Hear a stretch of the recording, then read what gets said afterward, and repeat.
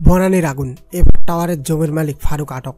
রাজধানীর বনানীতে এফআর টাওয়ারের অগ্নিকাণ্ডের ঘটনায় এফআর টাওয়ারের জমির মালিক SMHI ফারুককে আটক করেছে মহানগর গোয়েন্দা পুলিশ। উত্তর, শনিবার দিবাগত রাতে তাকে রাজধানীর বসুন্ধরা আবাসিক এলাকা থেকে আটক করা হয় বলে গোয়েন্দা পুলিশ সূত্রে জানা গেছে।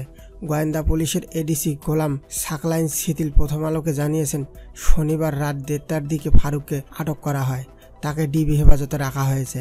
এর আগে একই অভিযোগে এফআর টাওয়ারের বর্ধিত অংশের মালিক তাজভিরুল ইসলামকে আটক করে ঢাকা মহানগর গোয়েন্দা পুলিশ ডিবি। শনিবার রাত 11:15টার দিকে বাড়িধারা বাসা থেকে তাজভিরকে গ্রেপ্তার করা হয়েছে বলে প্রথম আলোকে জানায় ডিবির অতিরিক্ত police commissioner ADC Shahjahan Saju.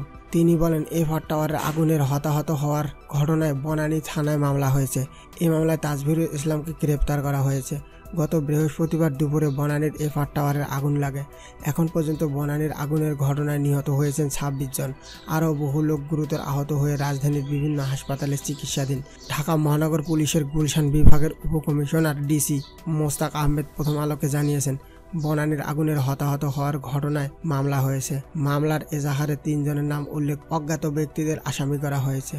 3 আসামি হলেন প্রকৌশলী ফারুক হোসেন, রূপায়ণ গ্রুপের চেয়ারম্যান লিয়াকত আলী খান মুকুল এবং বিএনপি নেতা তাজভিরুল ইসলাম।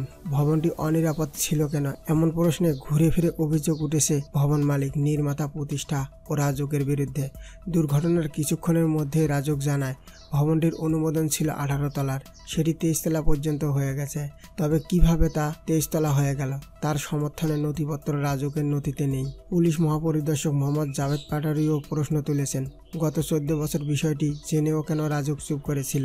ঢাকা উত্তর সিটি কর্পোরেশনের মেয়র আতিকুল ইসলামও বলেছেন, বহুতল ভবনের অনিয়মের ব্যাপারে তারা এখন 0 টলারেন্স। এখন আর কথা বলার সময় নেই, এখন অ্যাকশনের সময়।